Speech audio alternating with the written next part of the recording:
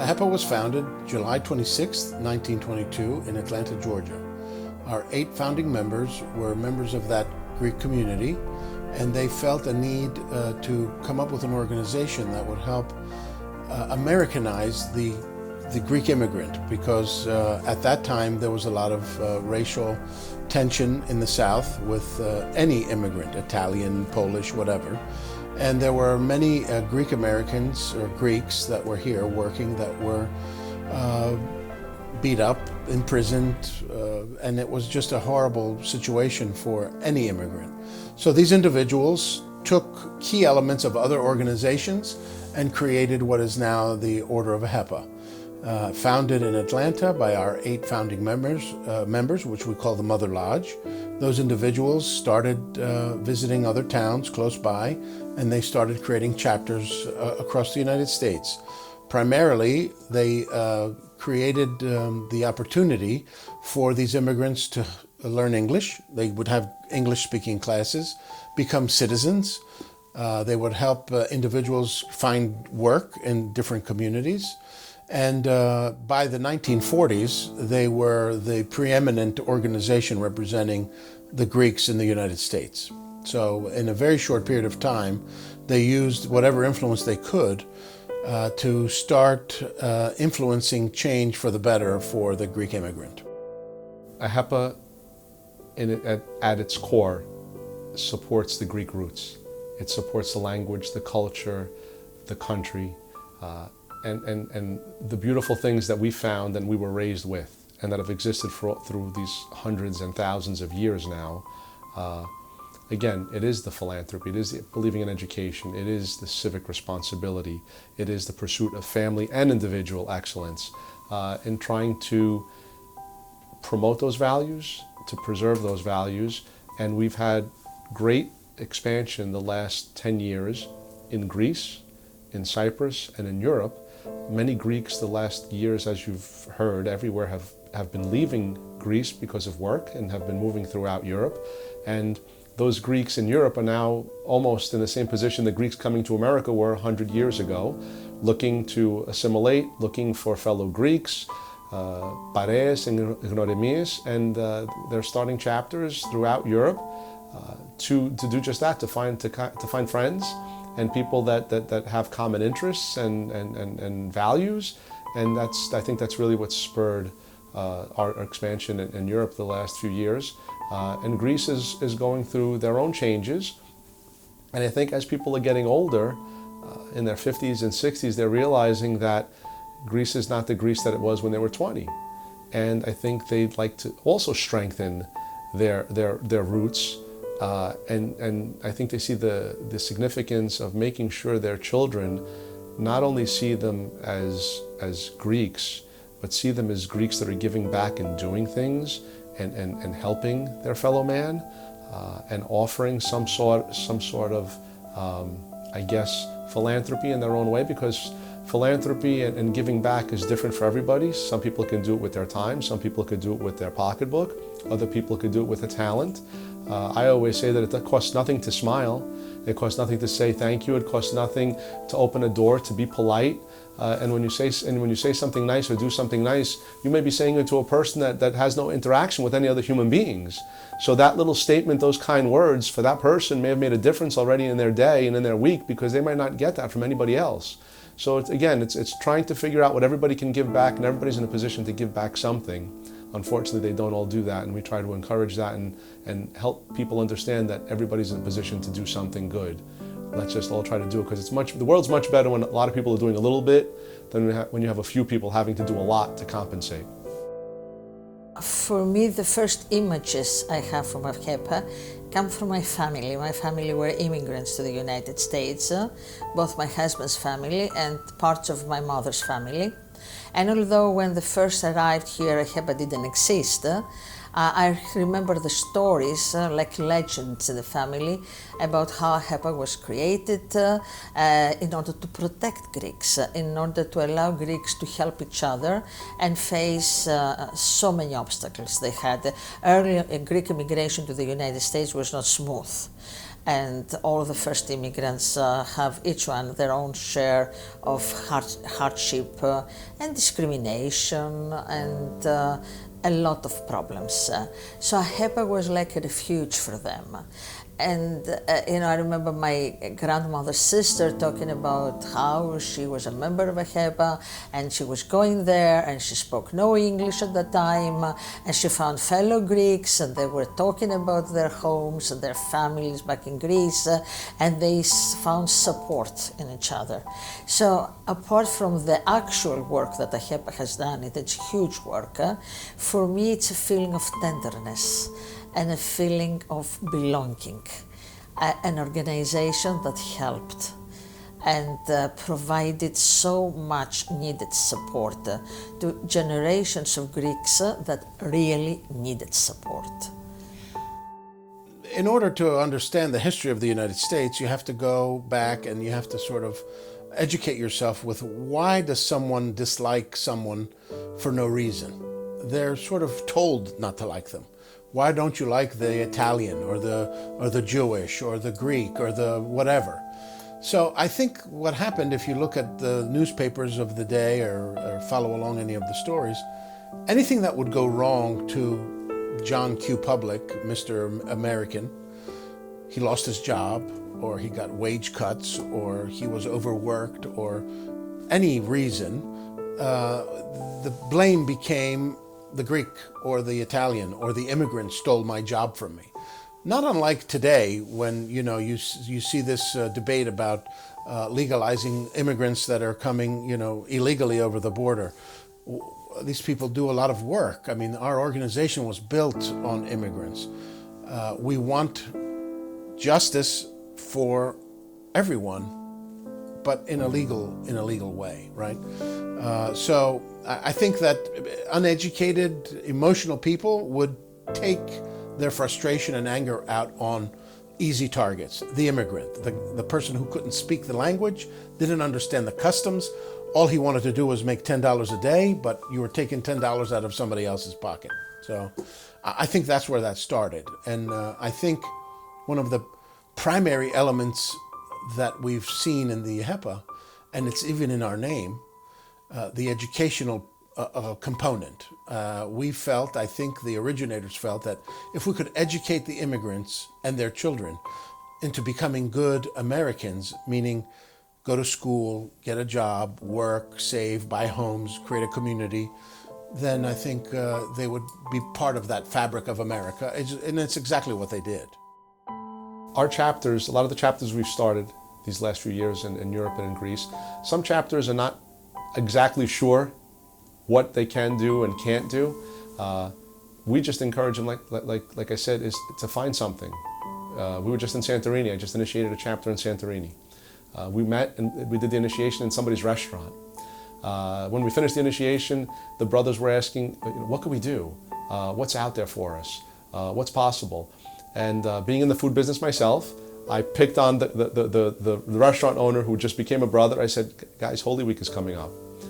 We had met earlier that day with the mayor, and he told us, even though it's an island that's known for tourism, there are a lot of families that are in need on the island. So I said, you want to do something? Why don't you guys consider cooking up 3-4 cazaroles of fasolada or faques for Holy Week, buying some loaves of bread, and going to some of the families that the mayor suggested maybe going through some difficult times and helping feed people for that week. And if you do it, I said, advertise it, because then some of the people on the island, whether they own hotels or businesses and they're successful, some people don't have the time, but they're looking to help. I like to believe there are a lot of good people in the world.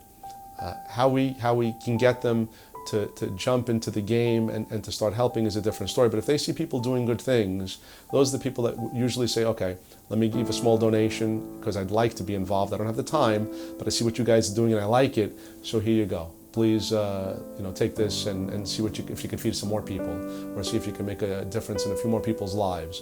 So very small example, but again, coming from the food business, that was playing into my strength of being able to feed people, and it goes a long way. Well, I started as a Sons of Pericles, which is the junior order of Ahepa. I started out in 1982. I became a member in Philadelphia. That's my hometown, Upper Darby to be specific.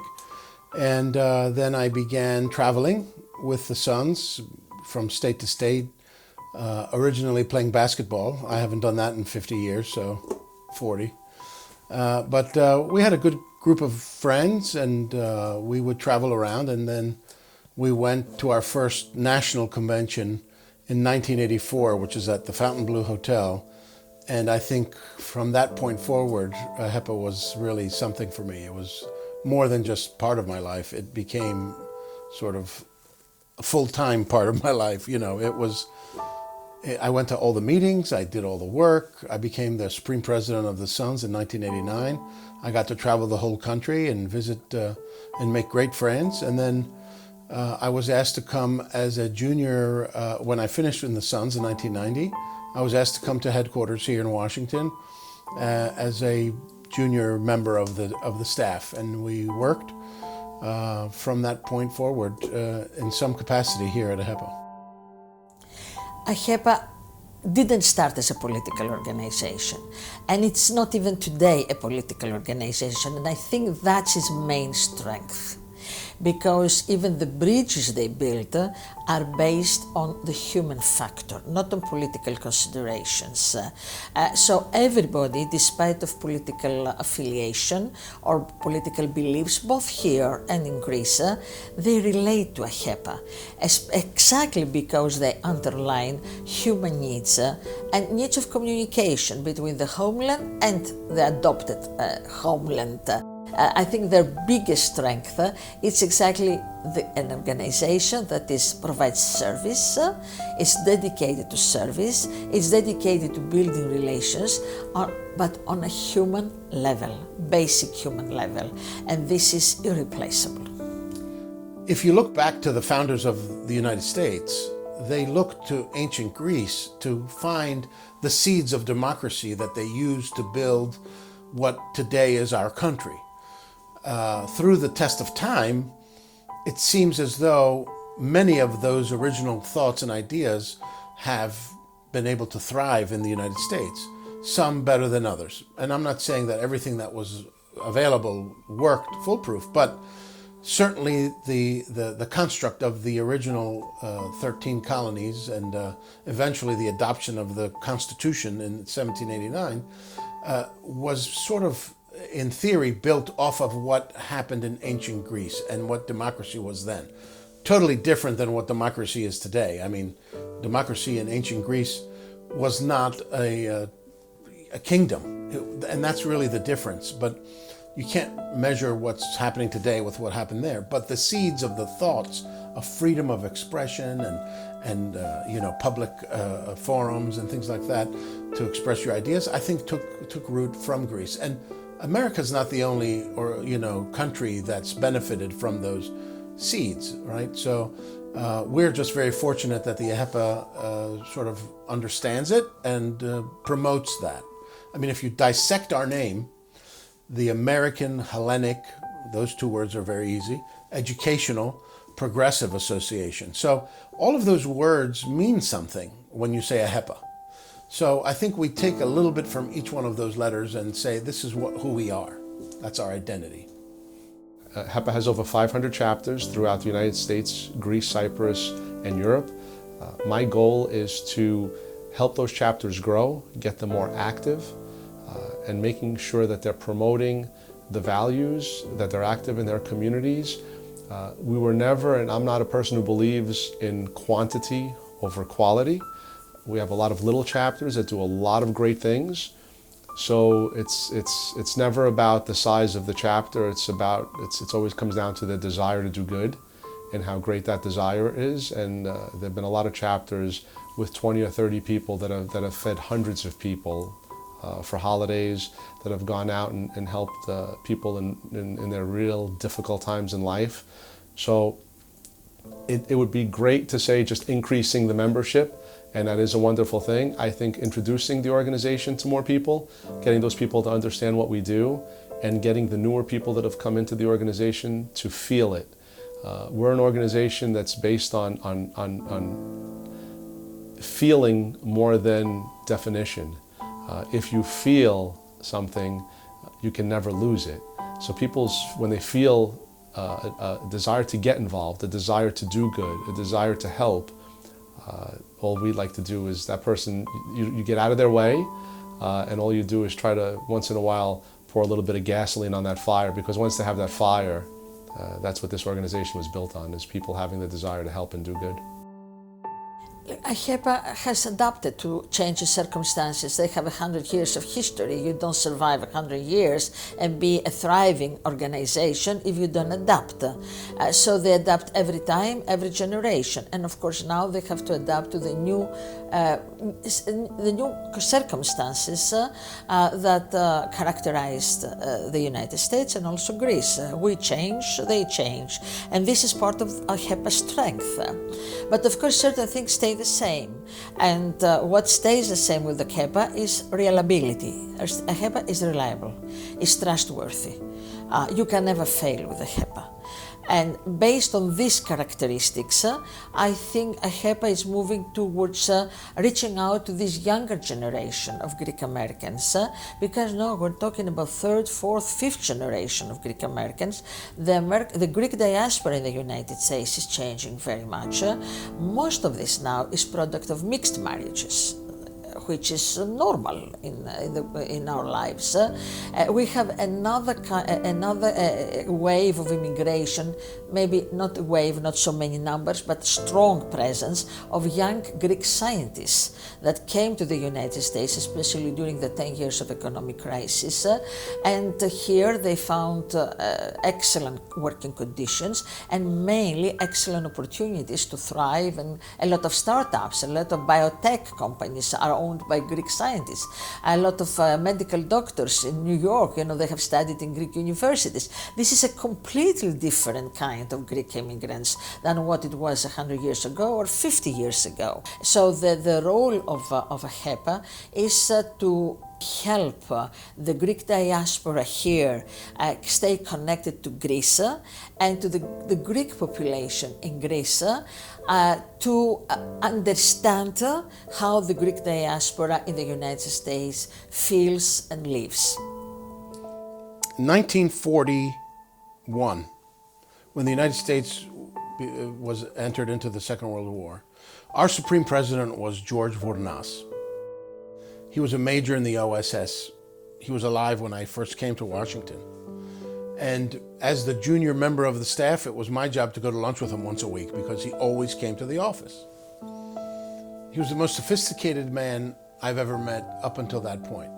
He still wore a hat, he had an umbrella cane, top coat. It looks like he wore a tuxedo to go to lunch. And we would always go to the University Club down the street. And by that time, he was starting to have Alzheimer's, so some of the stories were repetitive. But the good thing about that is I got to remember a lot of the stories. One of the stories he told me was during 1942, when the United States was going to have secret missions behind enemy lines in Eastern Europe. George got to select 90% of those Greek battalion people that went to Camp Carson in Colorado and went to Greece. He drafted over 1,500 sons of Pericles and put them in key spots as a network of Greeks doing the job over in Greece, right? That was fascinating to me, right? Because how one man can effectuate a change that helped save the world from fascism, right? One guy did that because he put the right people in the right spot.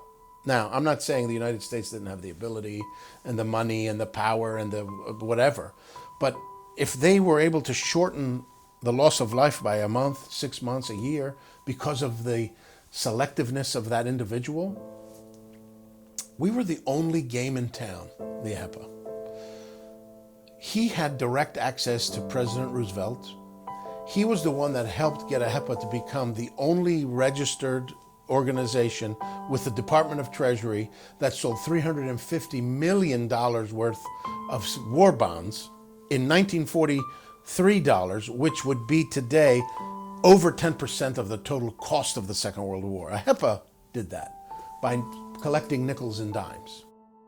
We are probably the greatest volunteer organization that supports Greece, Cyprus, and the Patriarchate with no personal gain.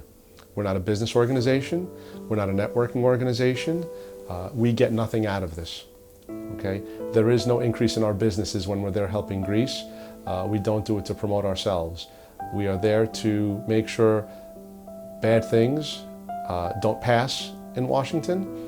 We are there to make sure good things hopefully do get passed in Washington, and to support again the Patriarchate and the difficult situation that they are in. How we do this is through education and relationships.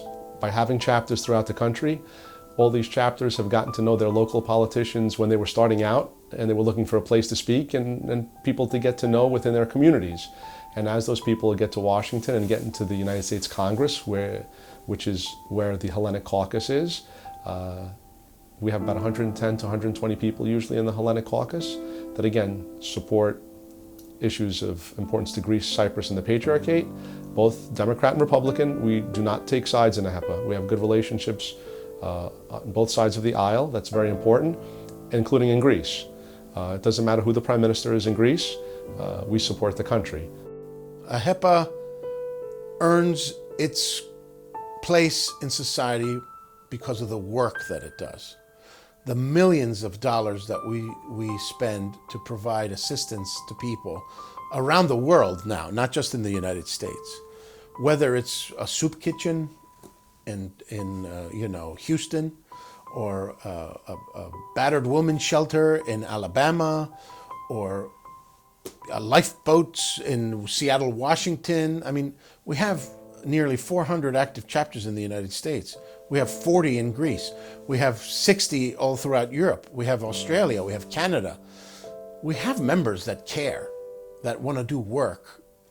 And you know the phrase, I'll finish with this phrase, our biggest deficit is we're always talking emis και εμείς. We're talking to ourselves about what we do, instead of talking to the world about what we do. Making it to 100 years, Ahepa has obviously overcome many hurdles, different generations, different problems in the world. I think technology and people's attention being drawn to different things is probably a hurdle for us. We need to refocus people and bring their attention back to the things of importance. I think people take for granted that because their life is good, that everything is good in life, and that's not necessarily the case. And I like to point out just 1940, where many countries were waving the white flag that were bigger and stronger than Greece, how Greece could not have thought that they could have won. There's no way in the world they could have thought that, but ultimately they won not only for themselves, they won for the world. Because of their contributions, they changed the world. I recently brought that up to the mayor of New York City at one of our meetings. I said to him, we would not be sitting on this side of the table where we are as Greek Americans were it not for those people of 1940, and you most definitely would not be sitting where you are were it not for them. So again, we need to continue to educate, and 1940 is much closer than 1821, so that one's much easier to point out and get not only our own children and grandchildren to realize the contribution of our forefathers, but to get the non-Greeks to realize that, you know something, yeah, you not only owe us a little bit for the democracy and the science and the math and the medicine, but just acknowledge the fact that this little country has always stood for what's right. Even in difficult times, they stood by their values, and values don't come and go from generation to generation. They don't change. It's not a style. Those values have withstood the test of time for thousands of years, and it's up to us to make sure that those are the values that we hold on to. Because as long as we hold on to them, we know that our futures will be bright. Ahepa serves multiple programs that are Hellenic in nature. So no, it's not just, Ahepa has not abandoned Hellenism. It's constantly refining what it is to be a Hellene. It's education, which we have an endowment that we award annually, collectively, over $2 million in scholarships. We have programs, educational programs in the community. We have outreach programs in communities across the United States.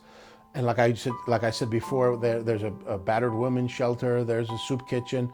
There's a lot of things that we do that unfortunately we sort of just take care of internally. Like we don't go tooting our own horn. We do help. We do a lot of help. I mean, I remember the Mati fires, for example, a few years ago. We were there less than a week after it happened, and it was just horrific. And we raised money through our chapters, and we bought food, we bought blankets, we helped clear out some of the burnt areas for reforestation. We went to visit the mayor of Mati, and we asked them for help. We sent a container of medical goods, because the medical system in Greece is different than here in the United States. It's not as sophisticated as ours.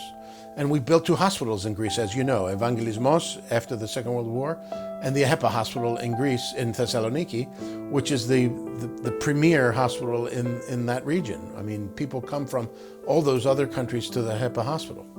So we manifest our Hellenism through our good works.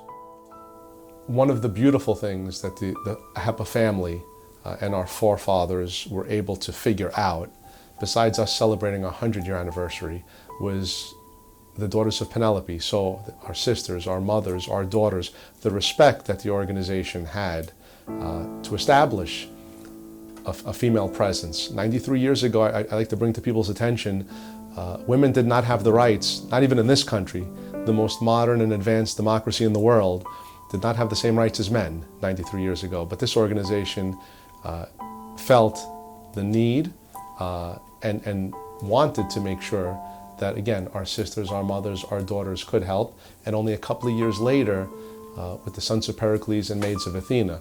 So that completed the Ahepa family, an organization that was open to anyone getting involved in helping. The only organization in the world where you didn't have to be vetted, it didn't matter how much money you had, you didn't have to go through jumping through hoops to get in.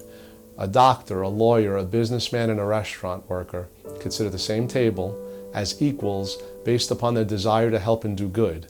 Maybe not in their economic status, but just their desire to do good. And it was that desire to do good that has sustained us through 100 years based upon the values that we've found and the values we're looking to promote. It's the only organization that's been that inclusive in terms of inviting anybody and everybody to join us in helping to make a difference. The Ahepa is celebrating a milestone this year, its 100th year in existence. I challenge any other organization, there may be one or two, that have the same continuity of purpose and existence, but certainly not to the magnitude of Ahepa. I don't know of any other Greek organization, Greek American, that has been residing in Washington, D.C. since 1926 with their international headquarters. I don't know another organization that has 400 plus chapters active worldwide. Maybe the Greek Americans member of Ahepa don't realize fully how proud we are of them, how grateful we are to them, and how sensitive we are to what they need, to how we can help them flourish, prosper, and continue for another 100 years. My message to the new generation is this: if you have a passion for being a Hellene, if you have the want to be part of something bigger than just what you're doing right now, if you want to fulfill the mission of a humanitarian project, if you find something wrong in your community, if you see something wrong and you want to correct it, Ahepa is the place for you. You can make a difference. We invite you to join us today. As Supreme President, going into the 100 years, one of the main goals is to rally the troops. It's a great year for celebration. Our chapters have continued their volunteerism and their helping, whether it was feeding people, running errands for people that couldn't leave their houses, picking up medications at pharmacies, taking people to doctors that couldn't get there. So we've stayed active. We've been, I think, one of the only organizations that's been active throughout. So the 100 years is special. It's an honor to be president of the organization at any time, but to be president going into the 100-year anniversary and being elected president in Greece in 2021. So from bicentennial of Greece to centennial of Ahepa, hopefully when my daughter grows up, she'll be able to fully take that in and say, wow, my daddy did something special.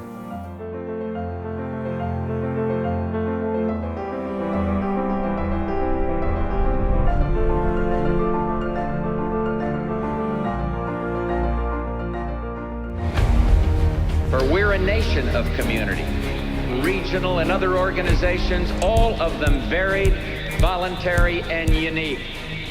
The Order of Ahepa. The American Hellenic Educational Progressive Association. It was a time when we could not build, when they were taking away our right. We're not going to go away. Speak to your doctor or local Ahepa chapter. And these service dogs are actually trained rescue dogs. We're saving one life to save another.